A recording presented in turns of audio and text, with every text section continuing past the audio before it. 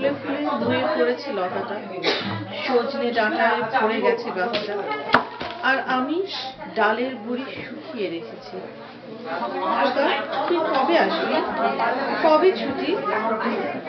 চিঠিটা তার পকেটে ছিল ছেঁড়া আর রক্তে ভেজা।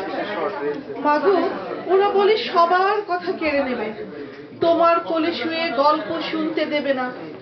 বলো মা, তাই কি হয়? তাই তো আমার দেরি হচ্ছে। তোমার জন্য কথার ঝুড়ি নিয়ে তবেই না বাড়ি ফিরবো। লক্ষ্মী মা, রাগ করো না, মাত্র আর কটা দিন।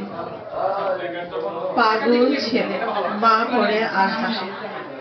তোর উপরে রাগ করতে পারি? নারিকেলের চিরাকোটে, উড়কি ধানের মুড়কি ভাজে, এটা সেটা আর কত কি। তার খোকা বাড়ি ফিরবে, ক্লান্ত খোকা। কুমড়ো ফুল শুকিয়ে গেছে, ঝরে পড়েছে ডাঁটা, পুঁই লতাটা নেতানো।